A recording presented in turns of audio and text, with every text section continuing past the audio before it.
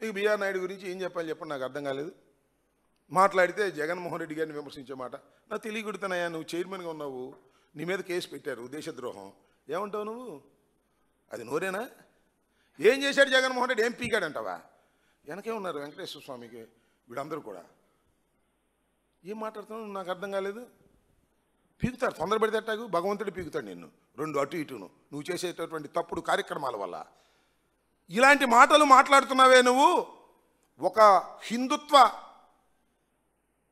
సంబంధించినటువంటి ఒక పవిత్రమైన దేవాలయానికి చైర్మన్గా ఉండి నువ్వు ఈ రకంగా మాట్లాడేటటువంటి కార్యక్రమం చేస్తున్నావు. దీనికి నువ్వు తప్పనిసరిగా మూల్యం చెల్లించవలసినటువంటి అవసరం రాబోయే కాలంలో ఉంటుందనే విషయాన్ని దయచేసి మర్చిపోవద్దని కూడా ఈ సందర్భంగా నేను చెప్తూ ఉన్నా. ఈ విధంగా బ్రోకర్లను పెట్టుకొని టిక్కెట్లు అమ్ముకొని ఒక దౌర్భాగ్యమైనటువంటి సంస్కృతిని నువ్వు తిరుమల తిరుపతి దేవస్థానం ప్రాంగణంలో నువ్వు చేస్తున్నావంటే నీ అంత నీచమైనటువంటి వ్యక్తి ఎవరు లేరనే విషయాన్ని కూడా ఈ సందర్భంగా నేను చెప్పదలుచుకున్నాను. అంతేకాదు ఏ పేరు మీద మొత్తం దర్శనాలు చేయాలని నువ్వు ఏదో కొత్త ప్రయోగాన్ని తీసుకొస్తే, అంతకుముందు టీటీడీ బోర్డు చైర్మన్ చేసిన ఆయనే సీనియర్ మోస్ట్ ఐఏఎస్ ఆఫీసర్, ఆయన చెప్పాడు ఇది కరెక్ట్ కాదు అని. అయినా సరే దాన్ని అక్కడక్కడ పెట్టేసి ఏదో తిమ్మిని బొమ్మిని చేసేసి దాన్ని పెట్టాలనేది ఒక రిటైర్డ్ అధికారి చెప్పినా కూడా దాన్ని పక్కదో పట్టించేటటువంటి కార్యక్రమాలు చేసి ఇవాళ నువ్వేదో మెప్పు పొందాలనేటువంటి కార్యక్రమం, ఏ చంద్రబాబు నాయుడు గారి మెప్పో లేకపోతే ఇంకొక మెప్పో పొందాలని. నువ్వు ఎప్పుడు కూడా దర్శనానికి వెళ్ళలేదంట, ఆయన చెప్తున్నాడు నేను దర్శనానికి వెళ్ళలేదండి, వెళితే చాలామంది సామాన్యులకి ఇబ్బంది అవుతుంది అని. నువ్వు దర్శనాలు వెళ్ళవు కానీ గోవా మాత్రం వెళ్తావు. నువ్వు మీ అబ్బాయి కలిసి గోవా మాత్రం TV5 నుంచి డైరెక్ట్గా గోవా వెళ్ళే అలవాటు ఉంది. సరే అక్కడ ఏ దర్శనం చేసుకుంటావో మాకు తెలియదు. ఇవన్నీ సొల్లు కబుర్లు చెబితే వినటానికి రాష్ట్ర ప్రజానీకానికి బిఆర్ నాయుడు గురించి తెలియకపోవచ్చు, కానీ హైదరాబాద్లో ఉండే వాళ్ళకి బిఆర్ నాయుడు గారి గురించి తెలుసు, తిరుపతిలో ఉండే వాళ్ళకి బిఆర్ నాయుడు గారి గురించి తెలుసు. ఎందుకంటే చిత్తూరు జిల్లాకు చెందినవాడు కదా, అందుకని బిఆర్ నాయుడు గారి గురించి అన్ని పోసగుచ్చినట్టు ప్రతి విషయం బిఆర్ నాయుడు గారి గురించి తెలుసు అనే విషయాన్ని మర్చిపోవద్దని మనవి చేస్తున్నా. నువ్వు ఒక విధంగా చెప్పాలంటే బ్రోకర్ రాజకీయాలు చేసే మనిషి నువ్వు. అందుకోసమే నీకు టీటీడీ బోర్డు చైర్మన్ ఇచ్చాడు చంద్రబాబు నాయుడు.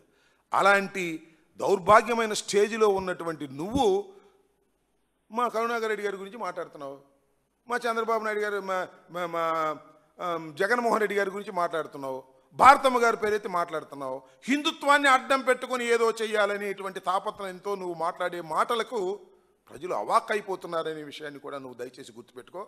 నేను మరొకసారి చెప్తున్నా, mister BR Naidu, you are not TV5 మేనేజ్మెంట్కు సంబంధించినటువంటి MDవి కాదు. You are not Newgen supply చేసే కంపెనీది మీదని కాదు. యు ఆర్ నాట్ ఆర్థోజన్ కంపెనీకి నువ్వు ప్రొపరైటర్ కాదు. ఇవాళ నువ్వు ఒక పవిత్రమైన తిరుమల తిరుపతి దేవస్థానానికి చైర్మన్వి. అది హిందువుల దురదృష్టం, అది వేరే అంశం. చంద్రబాబు నాయుడు గారు నిన్ను వేశారు, ఆయనకి చేసినటువంటి బ్రోకర్ పనుల వల్ల నిన్ను అక్కడ వేస్తే అక్కడికి వెళ్ళేనే బుద్ధి తెచ్చుకోవయ్యా. మర్యాదగా మాట్లాడు, దౌర్జన్యంగా మాట్లాడే కార్యక్రమం చేయమాక. నాతో పెట్టుకుంటే ఎక్కడికైనా వెళ్తాను, తెగిస్తాను, ఇలాంటి సొల్లు కబుర్లు మేము చాలా విన్నాం రాజకీయాల్లో. నువ్వు రాజకీయాల కొత్తేమో, లేదా నీ మాటలు కొత్తేమో, లేకపోతే నువ్వు చైర్మన్గా అయిన తర్వాత నువ్వు చేసేటటువంటి దుర్మార్గ పనుల వల్ల నీకు ఆ రకమైన నోరులు పెగులుతూ ఉంది. కాస్త నోరు కట్టేసుకో, మర్యాదగా మాట్లాడు, నోరు అదుపులో పెట్టుకో.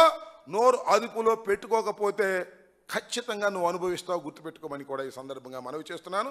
నువ్వు ధనవంతుడు కావచ్చు, మోసం చేసి కోటాను కోట్ల రూపాయలు సంపాదించవచ్చు, నీకు ధనం బ్రహ్మాండంగా ఉందనే మదం ఉండొచ్చు, కానీ మాట్లాడేటప్పుడు కాస్త జాగ్రత్తగా మాట్లాడవలసినటువంటి అవసరం ఉన్నదనే విషయాన్ని కూడా గుర్తుపెట్టుకోమని ఈ సందర్భంగా నేను మనవి చేస్తున్నాను. మళ్ళా మాట్లాడితే నీకు చేయాల్సిన శాస్త్ర కూడా మేము తప్పనిసరిగా చేస్తాం.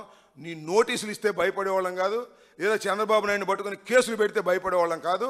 ఇలాంటి కేసులు, ఇలాంటి నోటీసులు చాలా చూసాం.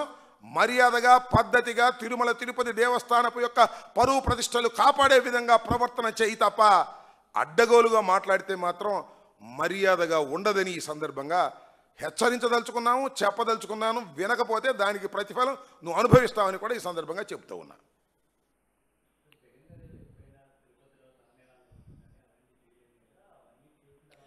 ఇప్పుడు దాన్నే అడ్డం పెట్టుకొని జగన్మోహన్ రెడ్డి గారు తలనీలాలు ఇవ్వలేదు, నువ్వు ఇచ్చావా? చంద్రబాబు నాయుడు ఇచ్చాడు ఎప్పుడన్నా? ఇలా ఇలాంటి ఒక పవిత్రమైన ప్రదేశాన్ని పట్టుకొని నువ్వు ఏదో ఇష్టం వచ్చినట్టుగా మాట్లాడటం, జగన్మోహన్ రెడ్డి గారు నీలాలు ఇవ్వలేదు, చంద్రబాబు నీలాలు ఇచ్చాడు, ఎన్నిసార్లు గుండు కొట్టుకున్నాడు చంద్రబాబు నాయుడు.